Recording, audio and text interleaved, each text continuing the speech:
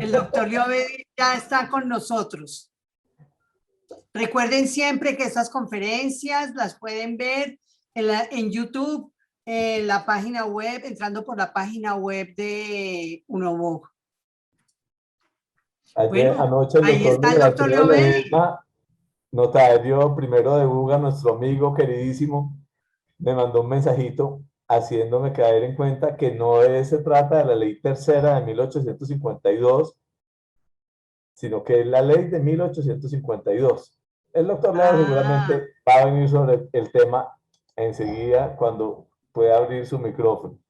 Bueno, recordemos que ya el doctor Alan está al frente de nuestra comisión académica. Para mí, vuelvo y lo repito, como lo he dicho estas últimas semanas, Juan es muy Carlos, es satisfactorio. la presidenta de UNOVOC, está acá y me da muchísima pena, pero eso sucederá al final del mes, que todavía no es. Pero estamos en el empalme, entonces estamos en el Exacto, empalme están y en el yo me empalme. siento de verdad muy, muy satisfecho, muy honrado de que Alan nos haya aceptado esa designación que le hizo el Consejo Directivo de UNOVOC.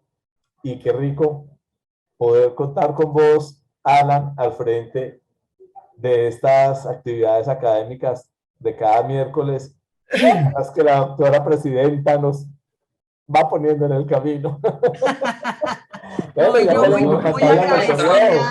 muy agradecida con Alan que haya aceptado y contigo por toda esa colaboración durante los últimos 2 años, años de pandemia, que fueron difíciles para todos nosotros, nuestros colegas, pero que siempre han estado ahí presentes, acompañándonos, y eso ha sido el mayor motivador que tiene UNOVOC para seguir buscando temas interesantes. El doctor Alan ya nos tiene una lista de varios temas. Me gustaría que nos comente un poquito, porque ya hay varias cosas, temas que van a desarrollarse. El próximo tema, doctor Alan, ¿por qué no les cuenta un poquito sobre qué va a versar mientras el doctor Leo Bedis, que ya está en pantalla, termina de organizarse un minuto para poder dar inicio a esta charla?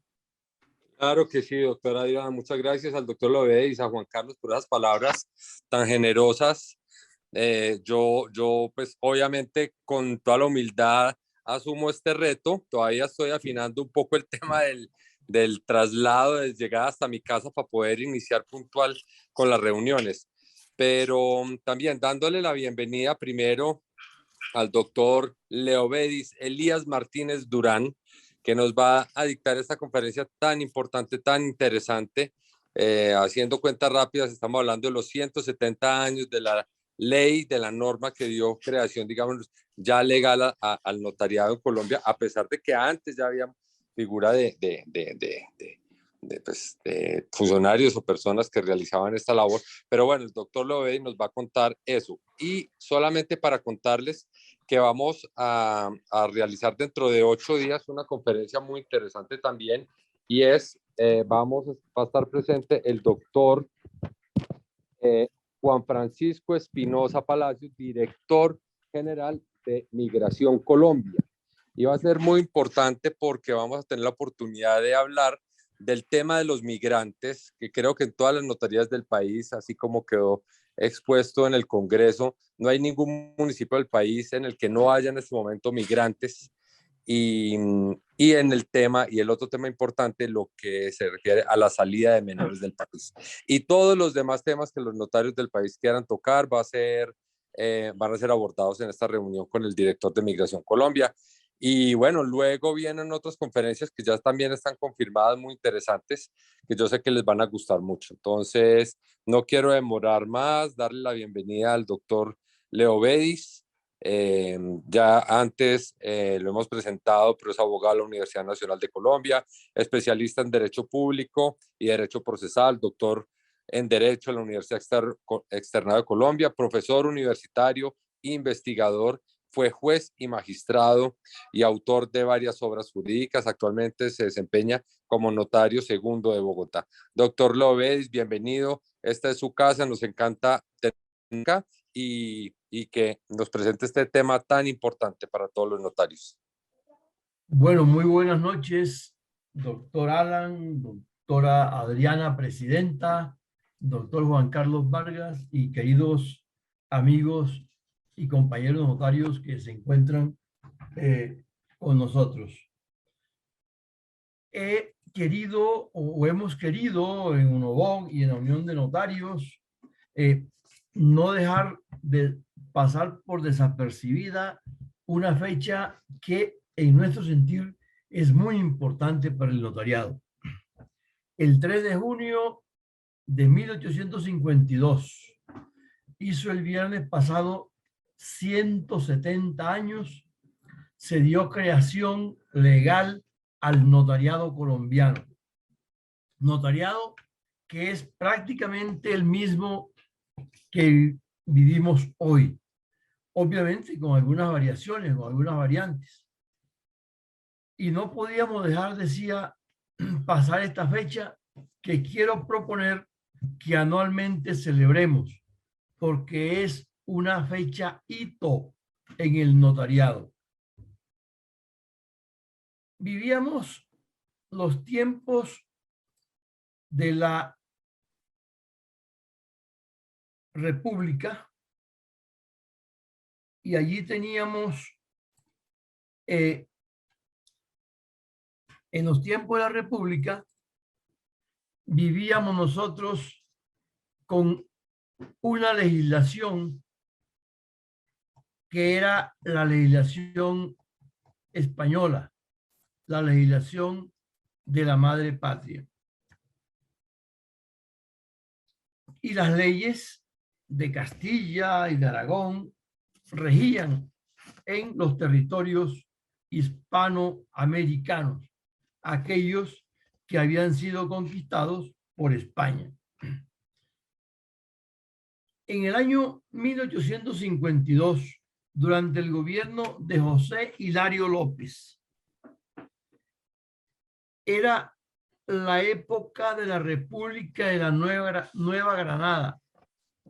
Estaba dividida el país o la República en provincias. En cada provincia pues era como una especie de estado federal de la época, pero no de estado sino de provincias. En el 57 trasciende, se convierte en los Estados Unidos de Colombia y se convierte en las provincias en estados. Se crean 7 estados. Pero estamos en 1852, época de la Nueva Granada, y donde está dividido el territorio en provincias. En esas provincias hay en cada uno un gobernador.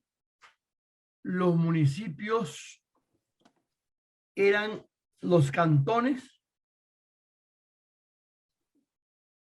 Cada cantón tenía un jefe político municipal y ese jefe político municipal era el alcalde de hoy. En la época en la que solamente son ciudadanos las personas que tienen bienes de fortuna, y para 1842, que es la constitución que está vigente cuando se profiere la ley del notariado, para ser ciudadano se requería, en primer lugar, tener un capital en bienes raíces de por lo menos 300 pesos o una renta anual de 150 pesos y pagar impuestos para ellos. Ser varón, tener 21 años cumplidos y a partir de 1850 saber leer y escribir. Lo que indica que hasta 1850 no se requería saber leer y escribir. Pues bien, dentro de este panorama en el que la mujer no tiene derechos políticos, sino que es representada, la mujer que se casa es representada por su marido, tal como ocurrió hasta 1932, con la ley 28, se va a proferir la ley de 3 de junio de 1852. Y quiero hacer la aclaración de que no es la ley 3 de junio, sino que es una ley del día 3 de junio de 1852, y por eso decimos que el 3 de junio de este año se cumplieron 170 años de la creación del notariado colombiano.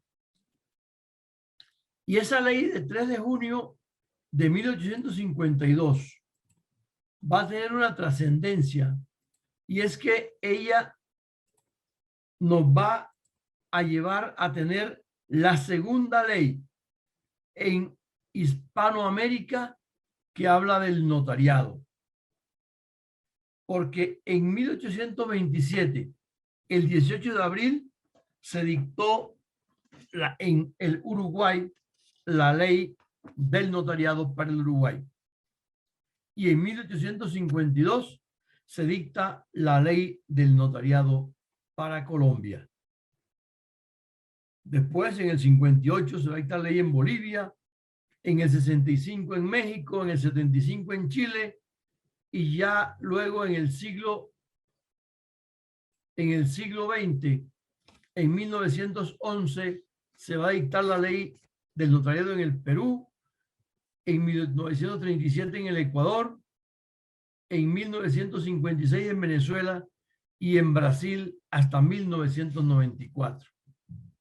Pero en el mundo latino vamos a encontrarnos con que la primera ley notarial que se dicta como ley de notariado se va a dictar en 1803 en Francia, un año antes de que se dictara el Código de Napoleón. Y en 1862, 10 años después, que en Colombia se va a dictar la ley del notariado español. Miren ustedes entonces la importancia que tiene esta ley colombiana, que nos pone como un hito dentro de lo que va a ser posteriormente el notariado latino. En América nos salió adelante Uruguay, pero luego viene la ley colombiana. Y les cuento, en España duraron mucho tiempo discutiendo, debatiendo y peleando la puesta en vigor de una ley del notariado. Y solo, repito, hasta 1862 se va a lograr, 10 años después que en nuestra República de Colombia, que en ese momento era de la Nueva Granada. Y hasta el 1 de enero de 1853, cuando va a entrar en vigencia la ley de 3 de junio de 1852, existirán en Colombia los escribanos, que fueron los funcionarios notariales que vinieron desde España. Con Colón vinieron escribanos del rey. Con los conquistadores vinieron escribanos del rey. Y en la época de la colonia también tuvimos escribanos. Recordemos, por no hablar de Escobedo, hablemos de Juan de Castellanos, que su obra literaria se refiere a la crónica de las conquistas que hacían los españoles. Esa ley de 3 de junio de 1852 tiene 62 artículos. Y el primer título habla del establecimiento de los notarios y sus funciones y deberes generales. Y como todas las leyes notariales que tenemos nosotros en Colombia, esta ley, luego el Código Civil y luego el decreto 1260 de 1970 son las normas que han regido el notariado colombiano. Allí vamos a tener que no se define el notariado ni al notario. Y el artículo primero de esa ley de 3 de junio nos va a decir cuáles son las funciones del notario. Y en primer lugar, le da competencia para recibir y extender todos los actos y contratos a que los individuos y las corporaciones quieran dar autenticidad para conservarlos y demostrar la fecha de su otorgamiento y expedir las copias y extractos de ella que hagan cumplida prueba de las obligaciones y derechos que nacen de su contenido. Allí tenemos la escritura pública.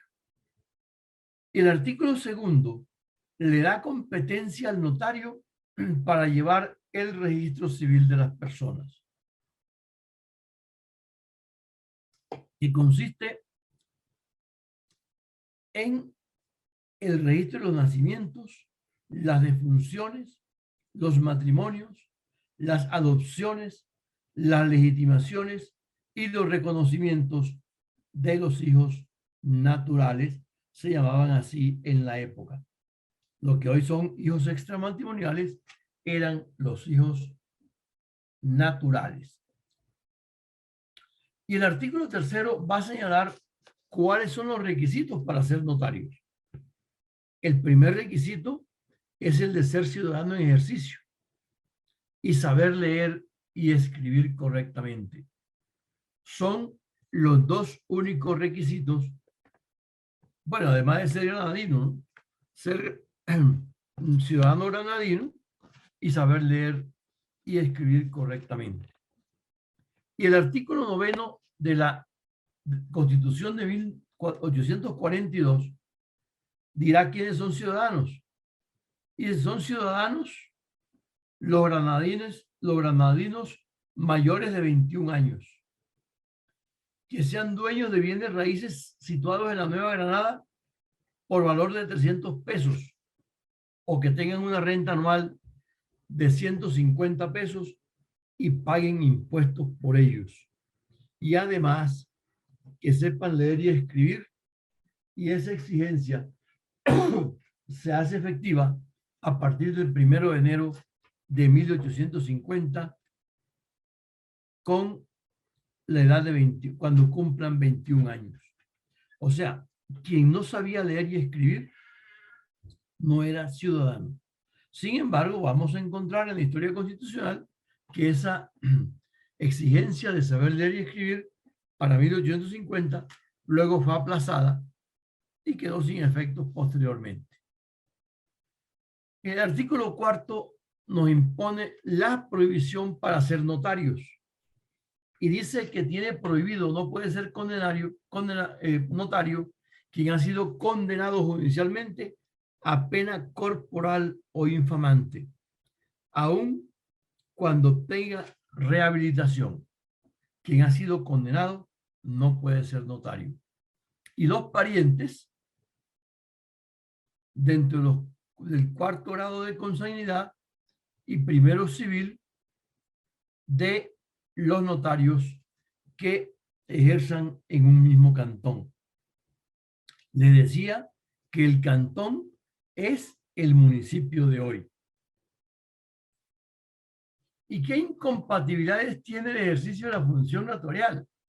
Pues no puede ser notario quien sea juez, quien sea agente del Ministerio Público, empleado del Poder Ejecutivo con mando político y militar, lo que indica que quien no tenía mando político y militar podía ser a la vez notario y funcionario público, los secretarios de los tribunales o de los juzgados y el registrador de instrumentos públicos y administradores de rentas nacionales. Esos registradores de instrumentos públicos eran una especie de registradores del registro civil, porque el notario tenía la función del registro de las escrituras de esos instrumentos mediante los cuales se transfería la propiedad y se constituían las hipotecas. Y el artículo 6 nos dice que en cada cantón habrá una notaría pública, pero que a juicio de la Cámara Provincial, que eran como las asambleas departamentales de hoy, podrían establecerse 2 o más notarías en un mismo cantón según lo estimara prudente la Cámara Provincial. Y el cantón, que era el municipio, que es lo que hoy forma el círculo notarial, el cantón formaba el distrito dentro del cual podía ejercer sus funciones el respectivo notario. Y lo que hiciese fuera de ese distrito acarreaba la nulidad de los actos notariales que él autorizaba. O sea, desde ahí nace la competencia territorial del notario y la sanción de nulidad de los actos que el notario autorice por fuera de ese círculo notarial, que en ese momento es el cantón que formaba el distrito notarial. El artículo 8º se refiere a los nombramientos y nos dice quién nombra a los notarios. Y nos dice que los notarios en propiedad serán nombrados y removidos por la mayoría absoluta de los votos de las asambleas electorales. Reitero que estamos ante un Estado dividido de tipo federal, dividido en ese momento en provincias. Sin embargo, la ley del notariado es una ley de carácter general. En ese momento no existía siquiera un código civil de la nación. En ese momento, lo único de carácter general era la Constitución. Y había algunas leyes que regulaban materias específicas. Pero la ley del notariado es una ley que tiene carácter general y rige en todo el espacio de la República de la Nueva Granada en ese momento. Y además, los jefes políticos del cantón, o sea, el alcalde municipal, nombra en interinidad por faltas absolutas o accidentales del notario titular. Entonces viene el nombramiento en interinidad que hace el jefe político municipal. Los notarios duran en su destino, así se llamaban los cargos públicos, por todo el tiempo de su buena conducta. Se habla del destino del gobernador, del destino de diputado, del destino de jefe político, del destino del presidente y del destino de secretarios del Poder Ejecutivo, que eran los ministros de hoy. ¿Y quién tenía competencia para conocer de las excusas y renuncias de los notarios? Pues la Asamblea Electoral. Y ya dijimos que la interinidad es provista por los jefes políticos. Entonces el jefe político del cantón también conoce de la renuncia de los nombrados interinamente.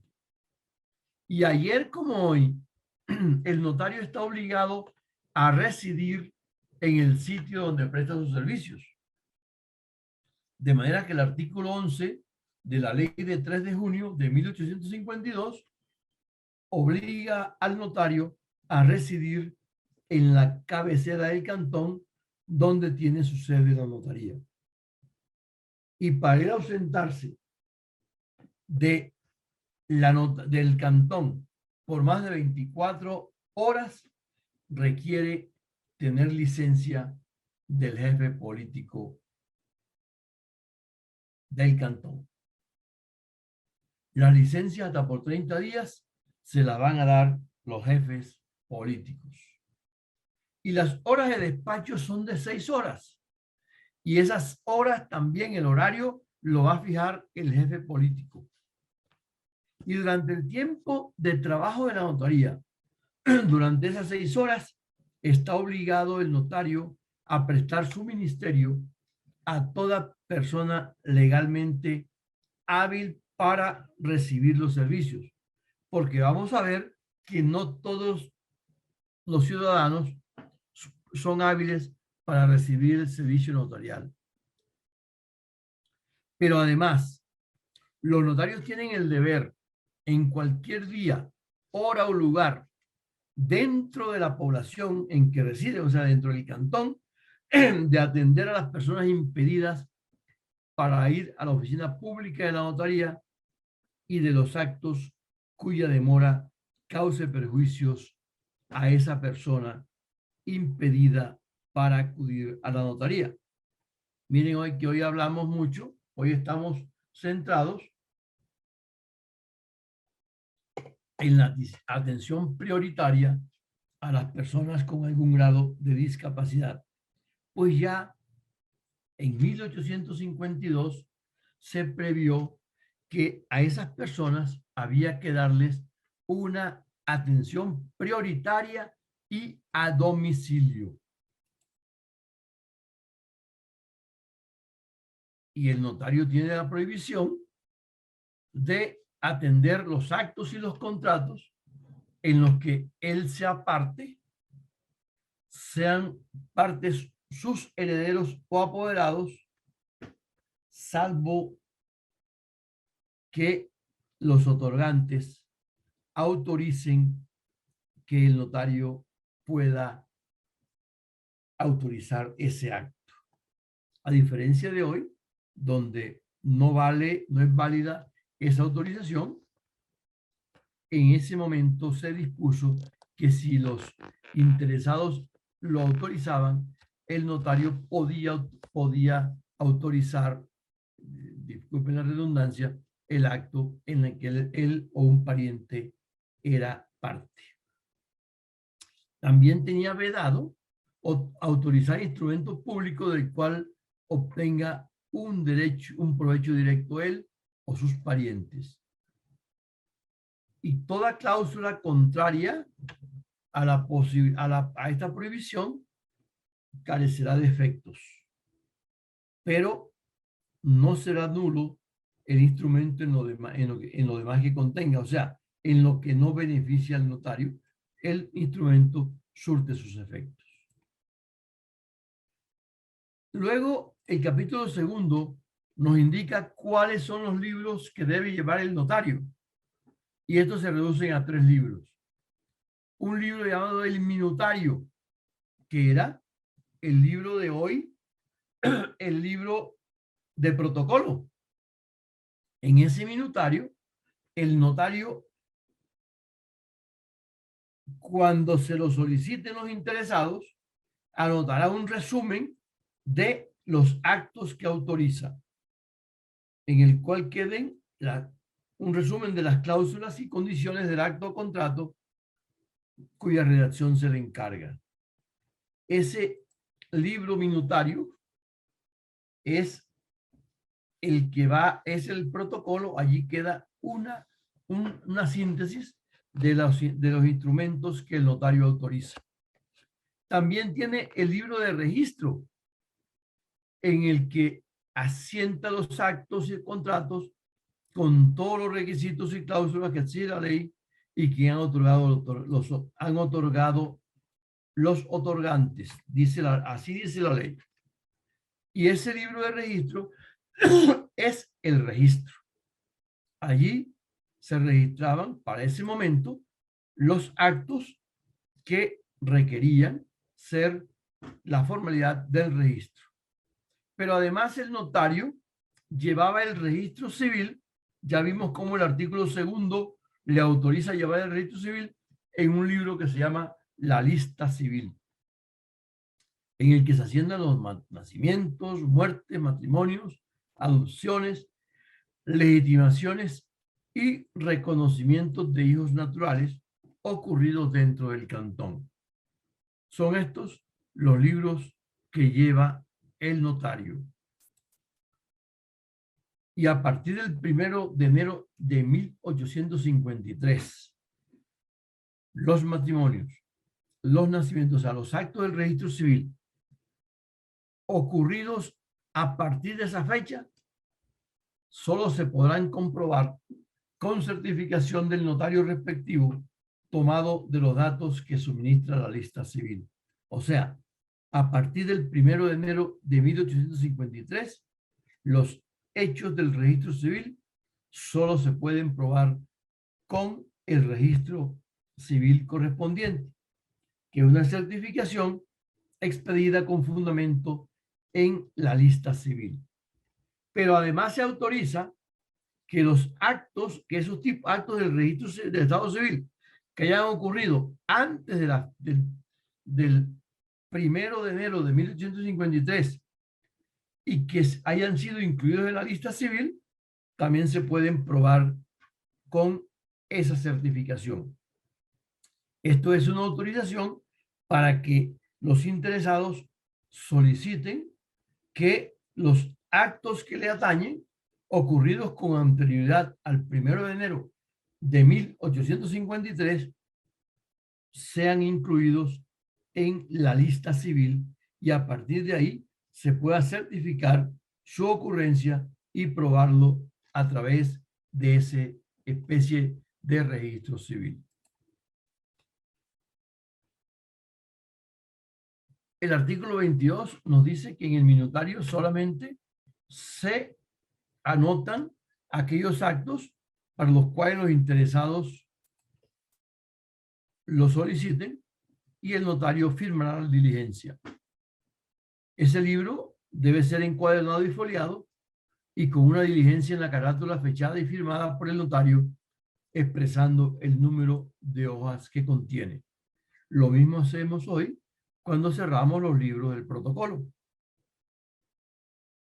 Y dice que las notas que se impongan en ese libro minutario deben ir enseguida unas de otras, sin dejar blanco de consideración, espacio de blanco en blanco de consideración, y deben ser firmados por los interesados, y en ese caso tienen valor de documento privado, siempre y cuando en ellos no aparezcan añadidas, enmendadas o borradas palabras que varíen el sentido y que los interesados nieguen que así estaban cuando las firmaran.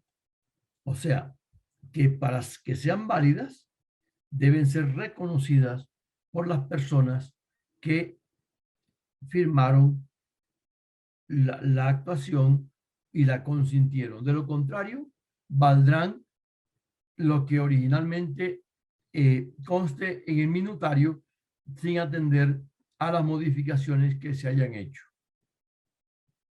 Y el registro, o sea, el libro de registro, se llevará en papel sellado, del sello primero.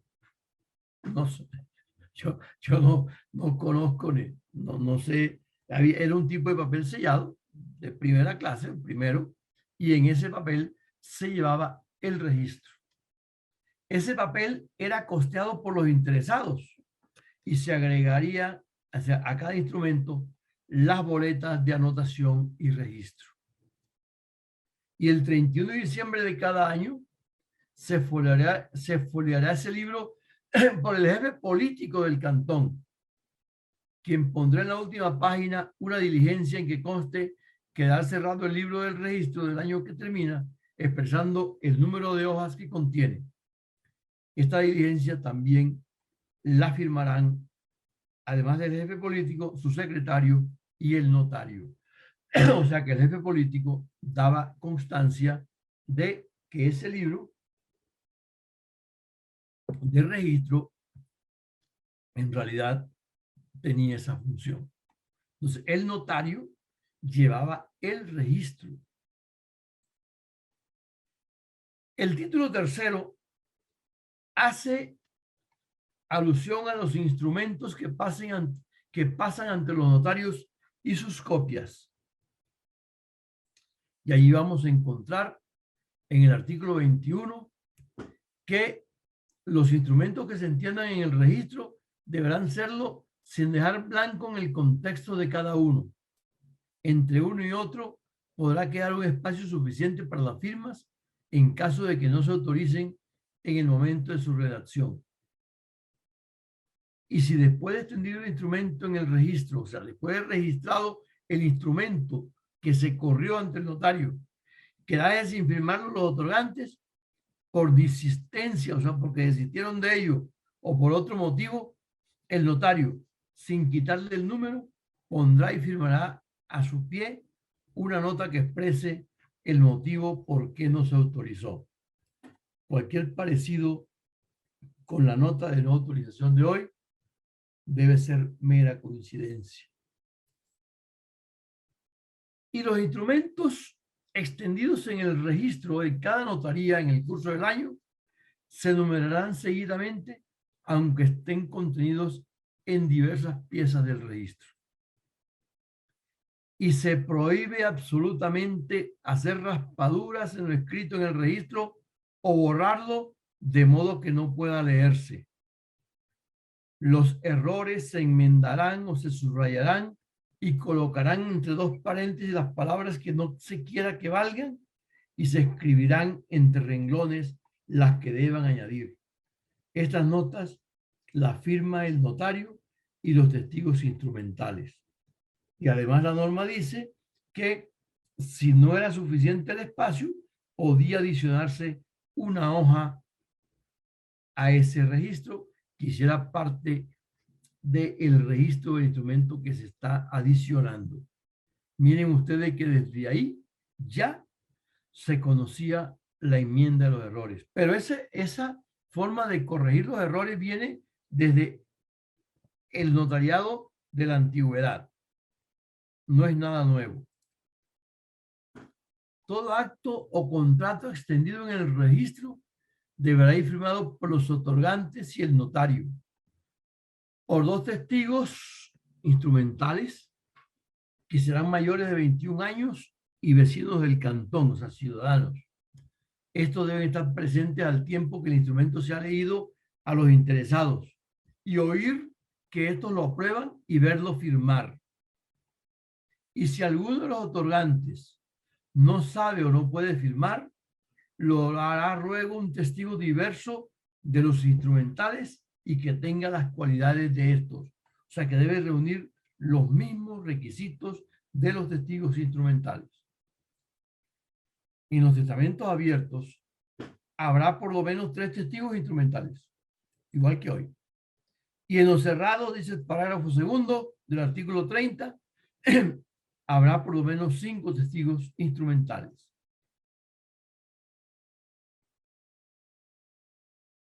Y dice que no pueden ser testigos instrumentales los ascendientes, los descendientes, los hermanos, tíos y sobrinos, los consortes, los suegros ni cuñados de los otorgantes o del notario, ni los dependientes o domésticos de los mismos, o sea, de los otorgantes, del notario, ni aquellos a quienes resulta algún provecho directo del instrumento de que se trata. En los testamentos no podrán ser testigos instrumentales los que tengan las relaciones aquí expresadas con alguno de los herederos, ni el sacerdote que confiese al testador. Desde allá viene esa prohibición del sacerdote de la última confesión en el testamento. Y miren ustedes que el artículo 32 nos dice a quién le puede prestar el notario los servicios. Dice que el notario solamente le puede prestar los servicios a personas que él conozca. Personas conocidas. Y que si no la conoce, no deberá prestarle su oficio. A menos que se la presenten 2 personas conocidas y de buen crédito, que aseguren que conocen a los otorgantes y que se llaman como ellos dicen llamarse. Estos en el instrumento se expresará esta circunstancia nombrando los testigos. Estos testigos se llaman testigos de abono. que deben firmar el instrumento junto con los otorgantes, los testigos instrumentales y el notario. Porque en ese momento, en esa época, los instrumentos los firmaba, además del notario y los otorgantes, los testigos instrumentales. Y si se trataba dos testigos instrumentales y se trataba de personas no conocidas del notario, requería los testigos de abono que se lo presentaran, que él los conociera y le dijeran cómo se llamaban las personas que se llamaban tal como ellos decían y que sí les conocían. Además, el artículo 33 señaló que debía expresarse el nombre y sexo de los otorgantes, su vecindad y si son mayores de edad. Y respecto de las mujeres, se diría si son casadas o célibes, y siendo casadas, si procedían con licencia de sus maridos o con la del juez, o si están legalmente divorciadas. Recuerden que comenzamos diciendo que para la época, la mujer que se casaba pasaba a ser como un hijo del marido y éste la representaba. De manera que para otorgar un instrumento público requería licencia del marido o del juez. La mujer casada. Y los notarios, dice el artículo 34, no responden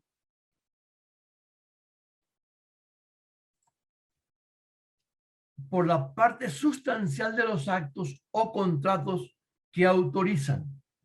Igual hoy. Pero cuando algún contrato o cláusula les pareciera ilegal, deben advertirlo a las partes sin rehusar la autorización en ningún caso. Hoy ocurre igual en el Estatuto del Notariado. Dice que tampoco es responsable el notario, el artículo 35, de la aptitud legal de las partes para ejecutar el acto que solemniza, pero sí de la aptitud de los testigos instrumentales y de abono, que deben tener las cualidades que les exige la ley. O sea, mayores de 21 años, ciudadanos y conocidos del notario. Por eso sí responde el notario. Hoy el notario no responde por la aptitud legal de las partes, pero sí de que son quienes dicen ser. El artículo 36, los artículos 36 y 37 nos hablan de la redacción de los instrumentos públicos. El artículo 36 autoriza a los otorgantes para que ellos redacten el instrumento y se lo entreguen al notario, quien lo insertará en el escrito, poniéndole el encabezamiento y el pie que corresponda. O sea, el notario lo encabeza y al final cierra el instrumento con las firmas pertinentes. Y cuando los otorgantes le encarguen la redacción al notario, él la ejecutará explicando en términos sencillos, usando las voces de su acepción legal, ciñéndose precisamente a lo convenido, sin imponer condiciones que no la hayan expresado y sin insertar cláusulas innecesarias. O sea, el notario debe usar un lenguaje sencillo y no rimbombante. Recuerden que estamos ante una población analfabeta, en la cual todavía, a pesar de que la Constitución había dicho que a partir de 1950 se requería saber leer y escribir para ser ciudadano, luego se aplazó la vigencia de esa norma y en efecto nunca entró en vigencia. Por tanto, estamos ante una población iletrada y requiere sencillez del notario en la redacción de los instrumentos. Y no en toda no en todo el país, en toda la República, se cobraba impuesto de registro, sino en algunas. Y entonces dice la norma que en las provincias en que subsiste el impuesto de registro o de anotación de hipotecas, los notarios no extenderán los documentos que necesiten ese pago de impuestos para ser registrado sin que se le presente la boleta que justifique haberlos pagado. Lo mismo exigirán esa hipoteca especial respecto del derecho de anotación de hipotecas. O sea, si no tenemos el pago de los impuestos, el paisano de hoy, el notario no debe extender o autorizar el instrumento público. Y en cuanto a las copias, hay una nutrida reglamentación y dice que en cualquier instrumento podrán los otorgantes expresar el número de copias que de él deben expedirse. O sea, los otorgantes autorizaban cuántas copias se expedían del instrumento, a quién se les pedían, y el notario deberá sacar las copias si se le exigen dentro de los 100 días inmediatamente siguientes al otorgamiento.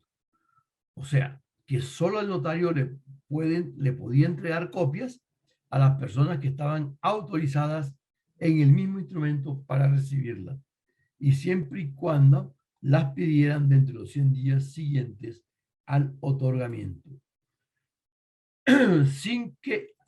Pero además, dice que aunque no se diga nada, el notario debe dar una copia a cada uno de los otorgantes o a quienes legalmente lo representen, si las exigen dentro de esos 100 días siguientes al otorgamiento. O sea, que después de los 100 días del otorgamiento, los notarios, dice el artículo 41, solo darán copia del instrumento por orden del juez competente. De manera que si dejaban pasar los 100 días y no solicitaban la copia, tenían que acudir ante el juez para que el juez fuese quien autorizara la copia. Y reitero, se le entregaban copias solamente a los otorgantes y a aquellas personas que se autorizara expresamente en el instrumento la expedición de esas copias. Y esas copias debían ser rubricadas en el margen de todas sus hojas y al fin autorizadas al final con la firma del notario. Las extenderá en el papel correspondiente y en su pie expresará la fecha en que fueron expedidas y el número de hojas que contienen y la autoridad que manda dar y para quién se destinan. O sea, cuál el valor de esa copia, el valor probatorio, lo decidía el notario. Y cuando un instrumento había sido cancelado, solamente se podía expedir copia con orden del juez competente, quien expresará que es, y entonces el notario la dará insertando la nota de cancelación. Hoy no se requiere orden de juez, pero sí exige el estatuto del notariado que en una escritura cancelada se expida la copia indicando que ella ha sido cancelada, o sea, insertando la copia de la nota de la cancelación. El título cuarto habla de la cancelación de los instrumentos públicos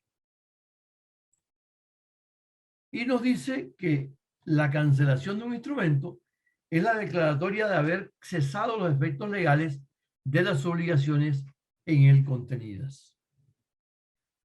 Los instrumentos que tengan nota de cancelación, nos dice el artículo 46, carecerán de efecto legal a menos que se declare judicialmente la nulidad de aquella nota, caso en el cual en la copia habrá de expresarse esta circunstancia introduciendo la decisión judicial. Y el artículo 47 nos dice cómo se hace la cancelación. Nos dice que los documentos en cuya virtud se hacen las cancelaciones deben quedar en poder del notario, quien formará de ellos legajos en los términos que ha dicho respecto de las boletas, de los derechos de registro y anotaciones de hipoteca. Y los notarios conservarán en su archivo, extendiendo al fin de cada año un inventario minucioso y exacto de lo aumentado, o sea, de las nuevas escrituras o los nuevos instrumentos que se han expedido en el año, y cuidando de que los documentos y libros no se destruyan ni deterioren en manera alguna y son responsables de los daños que sucedan a menos que acrediten plenamente no haber sido por culpa u omisión de su parte. Es la responsabilidad del notario por la conservación de los archivos. Cuando el notario cese en sus funciones o renuncia por destitución o por otra causa, el jefe político del cantón hará que entregue el archivo inmediatamente por diligencia de recibo, que firmarán el jefe político, el notario que entrega y el notario o empleado que recibe ese archivo. Y en los casos de muerte, de demencia o de otro mal semejante, en que el notario saliente no pueda hacer entrega por sí, la presenciará a su nombre, sus herederos, su albacea, su curador o apoderado, según los diversos casos. Y luego el parágrafo único del artículo 49 nos dice que en las licencias que no excedan de 20 días no habrá necesidad de que el notario que la obtiene haga entrega del archivo a su cargo. También se reglamentan las visitas. Y las visitas a la notaría la hacen el jefe político del cantón, que debe hacerle a la notaría 2 visitas al año. Una en los últimos 15 días del mes de enero y otra en los últimos 15 días del mes de julio. Y además podrá visitarlas extraordinariamente en la época en que él lo tenga bien. Puede decidir hacer una visita extraordinaria. Pero además los gobernadores tenían la función de visitar la provincia. O sea, el gobernador debía anualmente hacer una visita a los cantones de su provincia para revisar el estado en que se encontraba la administración. Y en el curso de esas visitas, el gobernador también podía o debía visitar la notaría en el curso de la visita. Pero además también, en cualquier época del año, podía hacer una visita, de la cual se dejaban las actas correspondientes con las observaciones de mejora necesarias y que estimara así el gobernador. Lo mismo hacía el jefe político. La idea de las visitas era establecer el orden y el buen funcionamiento de la notaría. Nos dice el artículo 53 que esa visita se contraerá a examinar los libros y demás papeles del archivo, incluso el inventario de los años anteriores, el orden, el aseo y seguridad de toda la oficina, a observar el método que usa el notario en el otorgamiento de los instrumentos y a indicarle las reformas o mejoras que pueda hacer y tomar las providencias conducentes en el caso de que encuentre alguna falta que haga responsable al empleado o sea, al notario de visitado. Y en la notaría se debe llevar un libro o cuaderno de visitas destinado exclusivamente para estas diligencias. El título 6º habla de los derechos que deben pagar los otorgantes por el otorgamiento y autenticidad de los instrumentos que pasan ante los notarios. Ayer como hoy, los usuarios pagaban unos emolumentos por el servicio y además aportaban el papel sellado que se usaba para la extensión de los instrumentos y para el registro. Y estos honorarios los tasaba así el artículo 55 de la ley de 3 de junio de 1852. Por el otorgamiento e inserción en su registro de cualquier acto o contrato, sea de naturaleza que fuere, si no pasa de una hoja, paga 4 reales. Y si pasa, 4 reales por cada hoja. Esos eran los honorarios que se pagaban al notario. 8 reales por cada una de las copias que conforme al mismo instrumento sacare. Como en el instrumento se autorizaba las copias y a quién se le entregaba, entonces cada copia valía 8 reales. Si no pasa de una hoja. Y si pasa, 8 reales por la primera hoja y 4 por cada una de las restantes. Estos derechos serán siempre sin el papel, que es de cuenta de los interesados. Por la sustitución de un poder, pagarían 2 reales. Por la cancelación de cualquier instrumento, 4 reales. Por la testificación, o sea, por ese testimonio de hoy del notario, que pidan de la diligencia de cancelación a los interesados en comprobarla, 8 reales, además del papel que debe dar el interesado. Y cuando el notario concurría al otorgamiento de un acto o contrato fuera de la oficina, si este no era de su obligación, debía percibir 10 reales por ese hecho. Y ese derecho será doble cuando el servicio se preste por las noches, o sea, sean 20 reales si se presta el servicio por la noche. Dice, cuando el notario concurra a solicitar un acto o contrato fuera de su oficina o del lugar del domicilio, sin obligación legal de hacerlo, no tendrá derecho a percibir sino 4 reales, a no ser que las partes hayan convenido voluntariamente en pagarle una suma diferente. O sea que el notario podía pactar con el usuario el pago extraordinario por el servicio que se prestaba a domicilio. El título séptimo se ocupa del modo de suplir el oficio de los notarios. O sea, ¿quién reemplaza al notario? El artículo 56 nos indica que cuando por cualquier motivo no haya en algún cantón notario en ejercicio o estuviera impedido para ejercer sus funciones en negocio determinado, o sea, cuando el negocio sea de un familiar o de interés personal, desempeñará la función el individuo que sea nombrado al efecto por el cabildo parroquial del distrito en que deba residir el notario.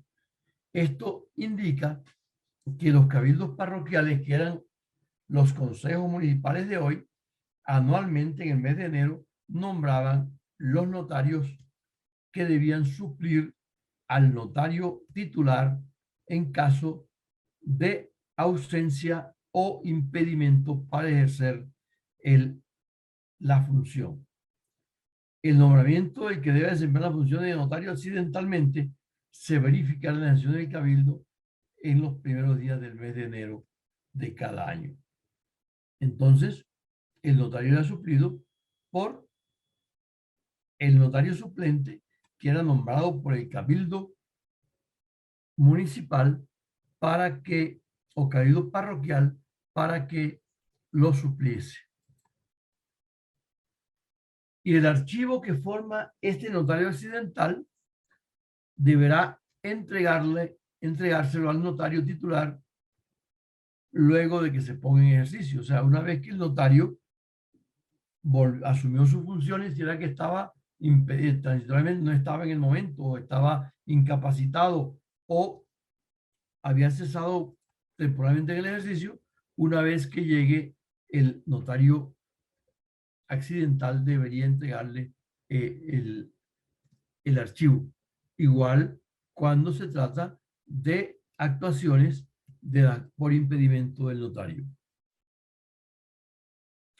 Y también se dispuso que en los distritos parroquiales cuya cabecera diste más de una legua, de 3 leguas, perdón, de la del cantón, ejercerán las funciones de notario los secretarios de cabildo parroquial para los actos de registro civil, para los testamentos, para los poderes, para las protestas y otros cuya demora es perjudicial que deban otorgar personas enfermas o impedidas, y para los contratos cuyo valor principal no exceda de 500 pesos.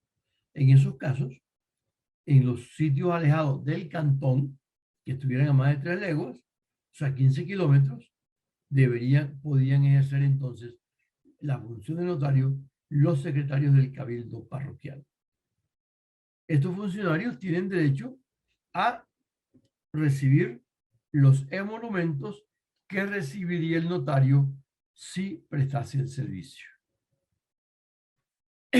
Y el archivo que forma en cada distrito el secretario del cabildo, desempeñando las funciones de notarios, también se arreglará por años, y en el mes de enero del año siguiente le entregará ese archivo con un inventario formal al notario titular del cantón para su custodia. O sea que el notario occidental estaba obligado en el mes de enero siguiente entregarle al notario titular el archivo que había levantado.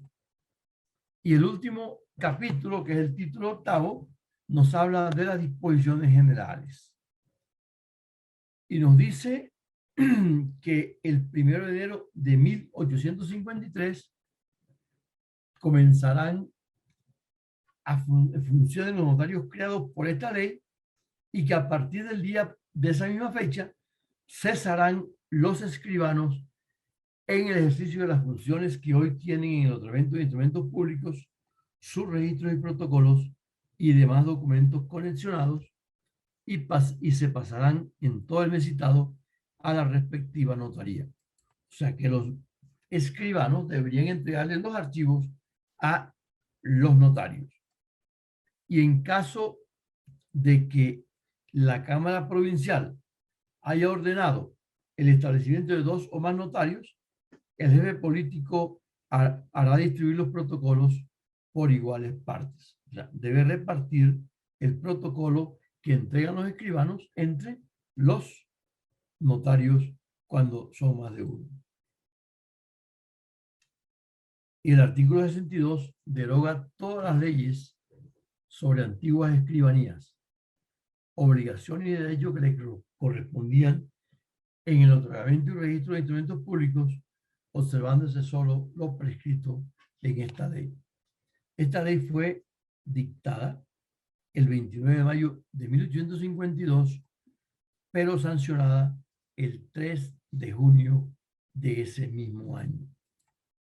Era presidente del Senado Vicente Lombana, el presidente de la Cámara de Representantes Justo Arosemena, muy reconocido como civilista y autor del Código Civil de Panamá, y era presidente de la República José Hilario López y secretario de Gobierno Patrocinio Cuéllar. La ley, repito, fue sancionada el 3 de junio de 1852. Y luego, yo les había dicho que la ley de Francia había sido dictada sobre notariado en 1803, el 26 de marzo. La ley colombiana el 3 de junio de 1852 y la española el 28 de mayo de 1862. Y hacemos una breve comparación entre esas 3 leyes y encontramos que las leyes francesas y españolas otorgan la calidad de funcionario público al notario, lo que no hace la ley colombiana. En la ley colombiana, el notario es un particular. Los 3 ordenamientos, o sea, el francés, el español y el colombiano, consagran al notario como dador de fe pública. ¿Y quién hace el nombramiento? En Francia, el gobierno. En Colombia, las asambleas electorales de cada provincia y después de los estados, a partir del año 1957. Y los nombramientos de interinidad los hacen los jefes políticos del cantón. En España, el nombramiento es real, o sea, lo hace el rey. El término de duración en el cargo en Francia es de 6 años. En España es vitalicio. Y en Colombia, el notario dura en el ejercicio de su cargo todo el tiempo durante el cual el notario observe buena conducta. Y las condiciones para acceder al cargo en Francia es estar en goce de los derechos del ciudadano, haber cumplido el deber de conscripción militar, o sea, haber pagado el servicio militar, 25 años cumplidos y justificar la práctica notarial. En España se requiere ser español, seglar, 25 años cumplidos, ser de buenas costumbres y haber cursado los estudios o ser abogado.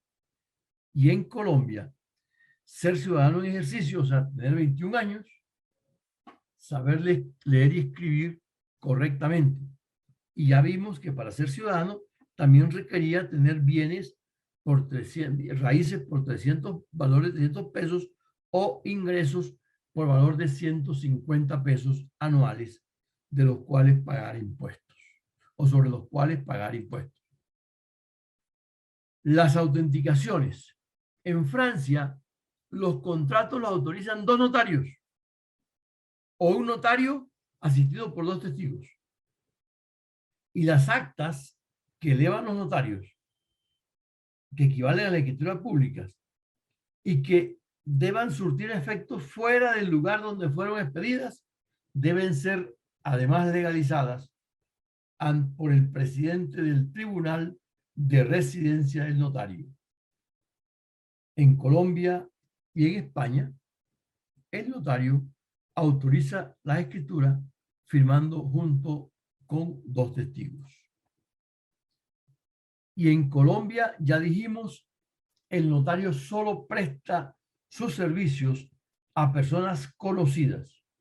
Y en caso de que no las conozca, deberán presentarse los testigos de abono, que afirmen conocer a esas personas y firmarán con él el instrumento, exigencias que no encontramos en las otras legislaciones, la francesa y la española, debido seguramente a el desarrollo cultural en ambos casos.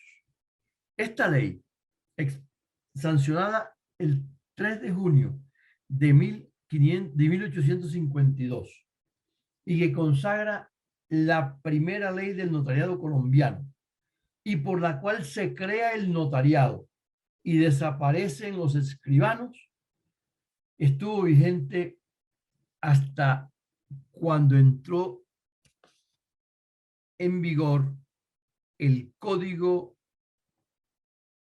Civil de 1873, que fue promulgado o adoptado por la Ley 84 del 26 de mayo de 1873 y que adoptó el Código de los Estados de Santander y Cundinamarca como Código Civil de la Nación. Y en el título 42 del libro cuarto se adoptó el Estatuto de Notariado. Este código reguló en 90 artículos del 2546 al 2636 la actividad notarial. Y luego ese mismo código fue adoptado en el año 1887 como Código Civil de la República de Colombia. Recuerden que hasta ese momento, hasta 1886, cuando se dicta la Constitución del 86, estábamos ante un Estado federal y a partir de aquí tenemos un Estado unitario y centralista. Y entonces, en el Código Civil colombiano, el vigente hoy, adoptado por la Ley 57 de 1887, se adopta el mismo estatuto notarial que tenía el Código Civil de 1873. podemos culminar afirmando que en Colombia han regido 3 estatutos notariales. El que contuvo la ley de 3 de junio de 1852, luego el que adoptó el Código Civil de 1873, que fue reproducido por el Código de 1887, y el decreto ley 960 de 1970, hoy vigente, con todas las modificaciones que se le han hecho. Y miren ustedes cómo hemos visto el desarrollo de nuestra legislación notarial, y podemos decir hoy que encontramos muchas de las características del notariado de hoy en ese notariado de 1852 y en el de 1873 y 1887. Esas características comunes, esas vigencias, esas instituciones históricas que se han venido repitiendo, como de que el notario es un particular que ejerce la función pública de dar fe, como el de que el notario lleva un protocolo, como de que el notario recibe sus emolumentos de los usuarios del servicio, como de que el notario tiene prohibido ciertas prohibiciones para el ejercicio de la función y ciertas inhabilidades, son lo que hace unos días les decía yo, denominamos la imagen maestra del notariado, y son instituciones que no pueden ser variadas por el legislador ordinario, sino por una reforma constitucional, porque hacen parte del núcleo esencial del notariado, o sea, la imagen maestra de ese notariado. Hasta aquí, pues, la exposición de lo que tiene que ver con la ley de 3 de junio de 1852, y quiero insistir en que sería importante que nosotros no olvidemos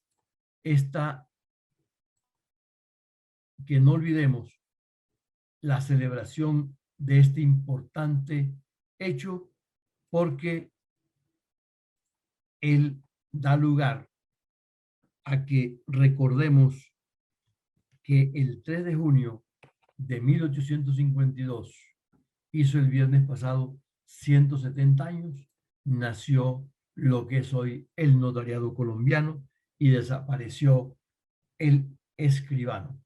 Muchas gracias.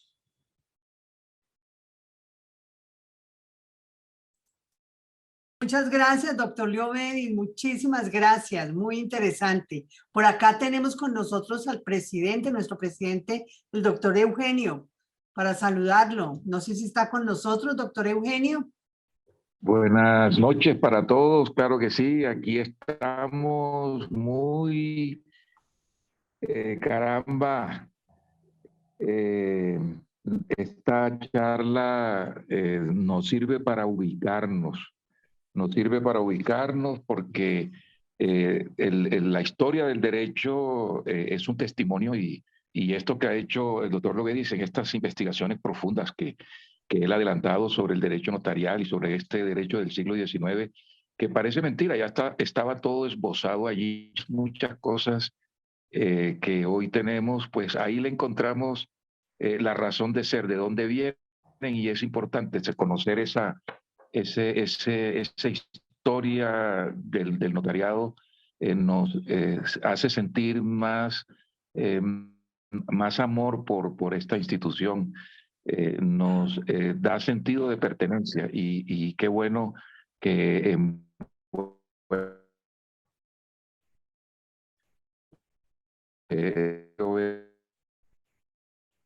aquí por ahí solo un ratico, el doctor Haroldo también, que felicitó por este interesante tema tocado en esta conferencia de esta tarde y de esta noche. Gracias, doctor Loveis, gracias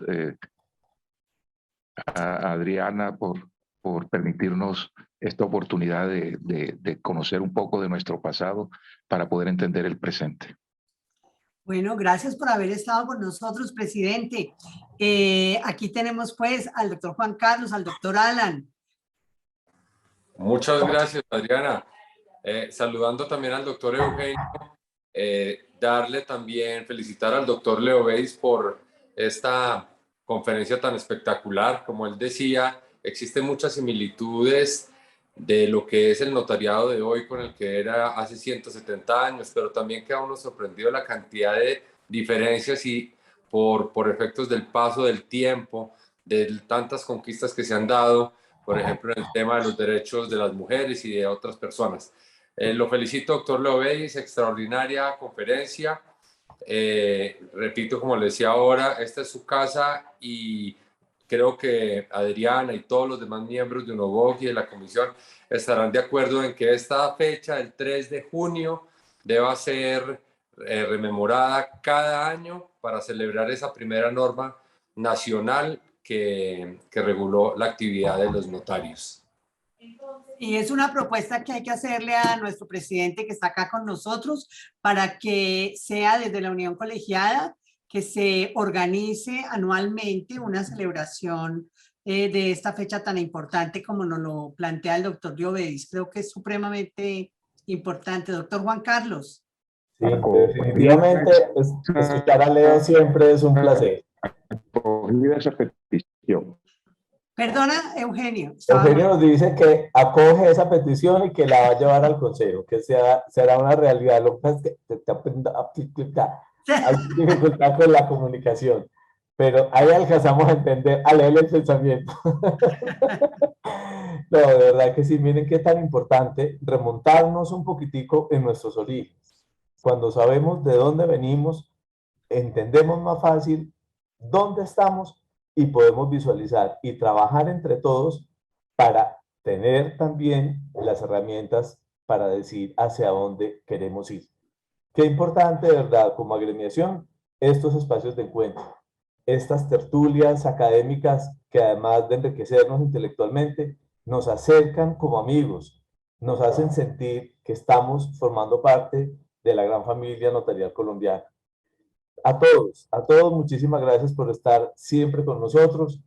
Qué rico que este espacio que la pandemia nos generó se siga manteniendo ahora que ya podemos encontrarnos presencialmente, pero de todas maneras tenemos que reconocer que no todas las semanas tenemos la oportunidad de desplazarnos de una ciudad a otra, asumir costos de hospedaje, de estadía. Miren, esta sala de UNOVOC, que es la sala de todos, como lo dice el doctor Alan, los acoge.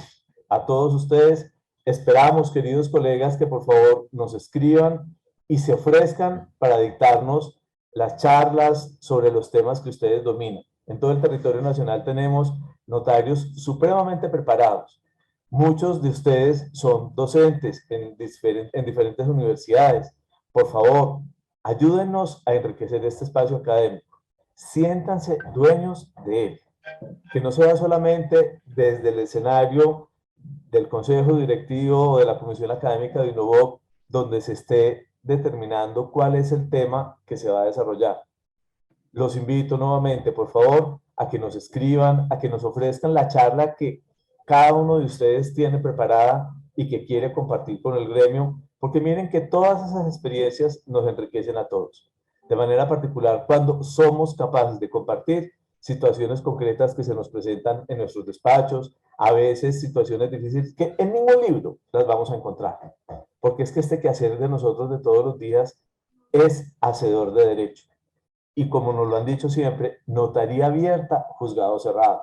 En la medida en que todos compartimos esas experiencias, nos enriquecemos, nos blindamos frente a eventuales circunstancias que puedan poner en peligro nuestra institucionalidad o afectar nuestro buen nombre por algún error en el que involuntariamente pudiésemos llegar a incurrir, a veces por desconocimiento de la norma o a veces por no tener en el momento preciso la claridad de la manera de resolver una situación, una consulta, una minuta que nos llega a nuestras notarías. Qué rico, ¿verdad, doctora Adriana, este espacio que UNOVOC ha generado para todo el país? Qué rico saber que contamos siempre con la presencia de notarios, funcionarios de notarías y amigos abogados que nos acompañan y están siempre muy pendientes de estas capacitaciones. Doctor Alan, otra vez, muchas gracias. Yo me siento muy honrado de que vos tomás la batuta. Me siento feliz de poder entregar más honrado me y siento quitarme yo. este pianito de encima. No, más honrado me siento yo, Juan Carlos, doctor y Adriana, poder colaborar con humildad en eso, porque para mí también es un proceso de formación valiosísimo y aquí estoy tratando de dar lo mejor para que los notarios del país, los colaboradores de todas las notarías puedan crecer también en su formación y prestar un mejor servicio, tener más conocimiento de lo que significa esta labor tan bonita que es el servicio notarial. Recordarles que dentro de 8 días vamos a tener al director de Migración Colombia para hablar de los temas de los migrantes, de las salidas del país de menores y de todos los temas que ustedes, notarios del país, consideren importantes tratar con este funcionario pues, tan importante del Estado.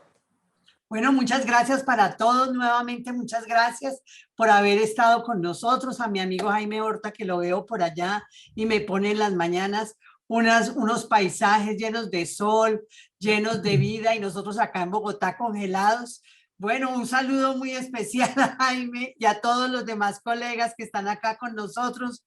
Un abrazo para todos. Gracias a todos, presidente. Gracias, Jaime. Gracias por la presencia. Doctor Leobedis, Un usted, abrazo. como siempre, un amigo que llevamos en el corazón, un compañero que ha trabajado de la mano con nosotros, una persona irreemplazable, alguien realmente maravilloso que ha estado siempre de nuestro lado, colaborándonos tanto. Muchas gracias por esta charla. Siempre a la orden. Muchas gracias, Leo. Un abrazo. Un abrazo para todos. Que estén bien. Chao. Chao.